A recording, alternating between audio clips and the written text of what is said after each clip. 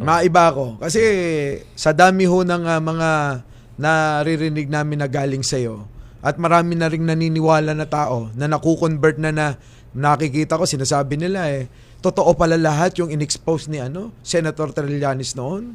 Hindi pala totoo yung sinasabi nila na kung ano-ano daw tinatawag sa iyo noon, di ba? Basher ako niyan dati. Basher. Basher din ako. Di ba? Kasi Sen, talagang luto ka Magaling sila doon Sabi ko nga magaling silang manlin lang ng isipan ng tao. Magaling silang mambulag ng mga Pilipino. Mind conditioning. Oo, magaling silang paglaruan yung damdamin ko noon. Pero hindi ako nadala, Sen. Oo. Ako lang yata sa magkakaibigan hindi naniwala. Oo, idol kita noon Thank you. Pero eto yung tanong, hindi yun. Ang tanong, sabi nung mga DDS, meron pa raw ba? Oo, naniniwala. Kilala ko yan. Di ba? May isang dating PACC yan sa PACC na may naniniwala pa daw ba may naniniwala pa raw sa mga sinasabi mo. Sagot namin, tignan natin kung sino. Nag-post nga kami noon. Nakababasa ko Ewan ko kung nababasa nyo. Alam mo, exciting yung question mo na yung partner na ipasagot kay former Senator. Ayun nga kanina ko pa inaantay na magkaroon ng pagkakataon para maitanong. Bulong ba natin? Bulong ba natin? Wag na, alam na ng tao yan Bulong natin. Kasi sabi niya, Sen, kung may naniniwala pa daw ba sa inyo. So, pinakalat nila yon sa community nila and yung mga tao nakinig doon. Parang ngayon, agitated sila. Bumalik na naman yung salitang trililing, sundalong kanin. Binanata ka na naman ng ganon. Ang tanong dito, Sen, para sa'yo, gaano kahalaga ang naging trabaho niya during the FAS administration? Magrekobeli ka ba? Ay, wala. Sino ba yun? Kilala ba yun? Hindi mo kilala yun Kilala yun PACC, sinabi nyo Tumakbo bang senador yun? Ano ba yung posisyon niya? Anti-corruption ba? Yung PACC chairman dati. Anti-corruption Ramdam commission. po ata yun Yun ang problema doon, di ba? Kung doon ka nakapwesto, supposed to be tagabantay ka ng corruption, di ba? Correct. Tapos ito ngayon, nakita mo, kaliwat kanan yung lumalabas na ibig sabihin, is either incompetent siya or kasabwat siya. O mamili siya doon, di ba? Hindi pwede yung ganyan, yung linyada lang ng parang panatiko. Hindi. Kung ikaw opisyalis ka ng gobyerno na mataas, mag-engage siya ng maayos. Pero yun na nga, hindi ko na sila pag-aaksehan ng panan. Basta papile lang ko na lang ng kaso pag ready na. Doon na kayo magpaliwanag, di ba? Tama. Alam mo, nung partner, nung panahon ni former President Duterte, si Belica yung pinaka matunog na pangalan na sumusugpo sa korupsyon, may dalapang action man. Putya, pagpasok ngayon. Sa radyo tayo. Mga pala, sorry. Grabe, sorry. Nasa radyo tayo. Grabe pagdating ngayon, ito na, partner. Ito na. Lumabas na yung corruption sa dating administrasyon. Pagtapos ng dating ngayon naman, nakita na natin. Tapos sasabihin niya ngayon sa publiko na may naniniwala pa ba kay Sonny Trillanes? Ito yung resibo. Ang tanong nga nung kasama naming vlogger nandiyan sa labas, si Sangkay, ang paborito niyang basher no? Si Sangkay, basher ni ni Greco. Lagi niyang yun ang sinasagot na kung meron ka nga talaga namang inimbestigahan at napakulong, sino-sino maglabas ka ng resibo. Correct. Wala naman ho kaming makita. Yun yung doon, di ba? Yun yung problema doon. At sabi ko nga, ganun ang naging sistema nung panahon ni Duterte. Nagtatakipan sila. Di ba? Si Paildon, ito, di ba? Nalusutan siya nung 6.4 billion pesos shabu. So nung ingay yung mga tao kasi nahuli, no? Kasi kung hindi nahuli, na-arbor yun. Anong ginawa sa kanya? Di nilipat. Nilipat siya sa Bucor. Ano nangyari doon? Di ba yung mga drug lord na katrayad ni Michael Yang, yung GCTA, yung Good Conduct Time Allowance, nagpuslitan sa panahon niya. Doon, lahat ng racket doon, lumabas sa Bucor. Na-discovery, di sinipa ulit. Dinala naman siya kung saan. Kumaga, hindi ganoon ang dapat ginagawa ng ng leader na totoo talagang or sincero na galit sa corruption o galit sa droga, di ba? Oo. Dapat talagang kasuhan mo ipakulong mo yan. Actually, Sen, kasi halos lahat naman sila mula sa pinakamataas kay dating Pangulong Duterte, ganun din eh. Puro lang salita, pero para bang yung bang iba yung sinasabi sa nangyayari. Correct. So yun talaga yung obserbasyon ko noon. Bakit ganito? Parang yung sinasabi nung presidente at yung pinangako ng presidente, iba yung naging resulta at iba yung nangyayari. Yun talaga. Yun ang pinakamadaling explanation Pero dyan eh. minsan, may napansin ako sa sagot ni Sentry about kay Greco eh. Kung paano niya dinescribe si Greco, parang gano'n niya rin dinescribe si Magalong. Pangkalahatan na yun. Parang in general, lahat sila eh. Diba?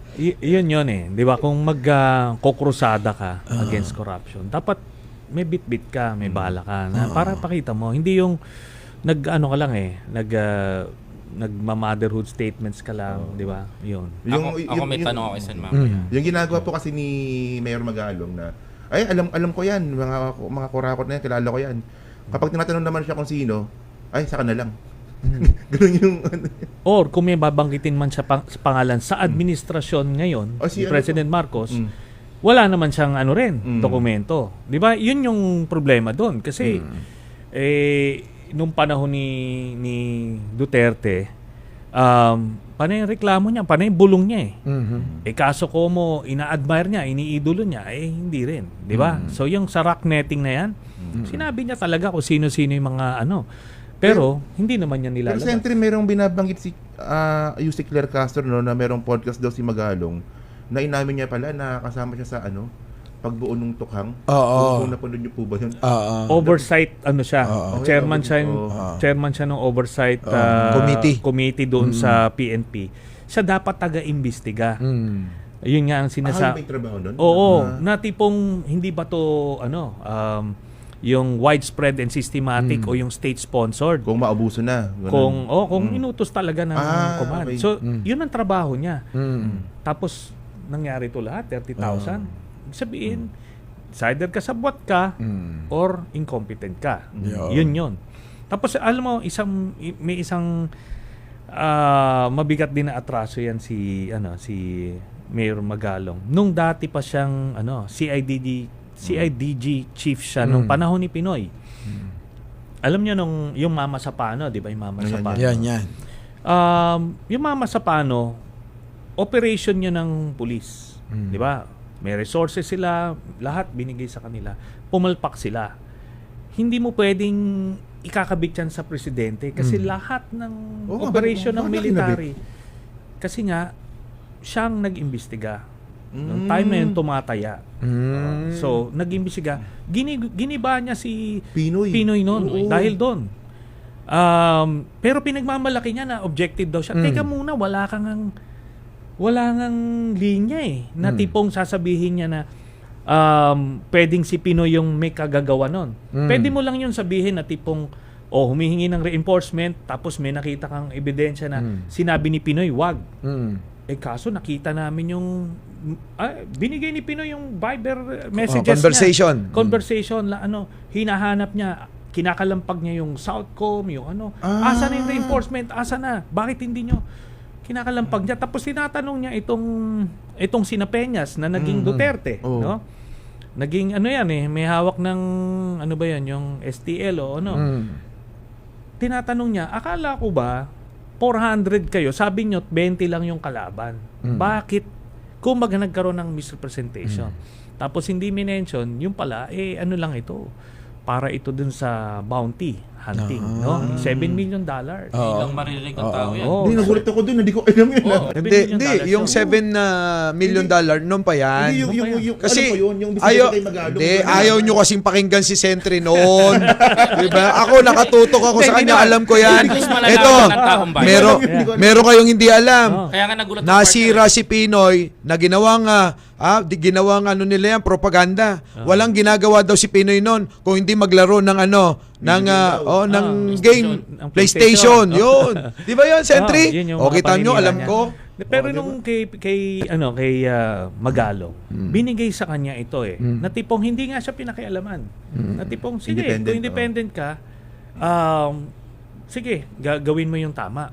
Pero imong dinikit kay Pinoy, komo ganun yung tulak ng mga ano na, kasi grabe na nun yung mga iba't ibang kampo gusto na sakyan yung issue. So, sinakyan yon. Kaya nga, isang reason yun kung bakit ko siya hinaharang dito sa ICI. Kasi kung pinasok siya dan, nako po. Spy na naman ito. Oo, lolooban ka talaga. Kaya talagang ipapahamak na naman. Yan. Oo. Tapos ito yung nahagip namin na information. Dun sa ikling panahon na hindi pa siya nagre-resign. Aba, nagpapatawag ng kung sino-sino. Hindi siya miyembro ng commission. Advisor doon siya Advisor, dapat doon ka lang sa likod. Nauupo siya doon sa harap, tapos nagpapatawag kung sino-sino. Tapos ang target niya, yung administrasyon. Nagbida-bida nga Oo, Sentry. hindi talagang tinatanong kung anong diretso kung saan. Basta may mali siya doon sa ano niya, doon sa investigasyon. Oo, yun ang problema doon. Yun na yung pinapalabas nila ngayon. Kaya daw tinanggal si Magalong. Hindi naman tinanggal siya. Siya yung nag-resign Yung ginagawa niya, yung pahayag ni Yusek Claire na ano daw yun, parang binabastos daw yata siya o para bang yun na rin yung ibig sabihin nun, natatanggalin na siya. Siguro nagpauna na. At saka Sentry. At saka Sentry may lumabas na issue na may tinanggap siyang alok sa mga nagbabalak na agawin ng pwesto ng sa junta. So, ano 'yon? Doon sa mga usap-usapan, kasama siya doon sa Transition Council o yung sinasabi. Tapos, pagka nasa mga private conversations, ang panawagan niya hindi maganda. Kaya talagang maraming dahilan kung bakit hindi siya dapat kasama doon sa ICI. Talakayang may kabuluhan, mga issue ng bayan, impormasyong dapat nating malaman. The Big V. Tropang hindi dinadaga, nanunupalpal ng kasinungalingan, nagsisiwalat ng katotohanan. Big V. The Big V. Kasama sina Mike Cervera, Takero Miyamoto, Mark Ramos, Sangkay Janjan, Coach Jarrett, Chris Ulo, at Jake Magnus. The Big V. Makakapal ang mukha, matitigas ang dibdib, galit sa mga magnanakaw sa kaban ng bayan. The Big V. Makipagkulitan, makipagbardagulan, makipagtalastasan. The Big V. Tuwing Sabado, alas 5 hanggang alas 7 ng gabi sa Radyo Pilipinas, Radyo Publiko, 738.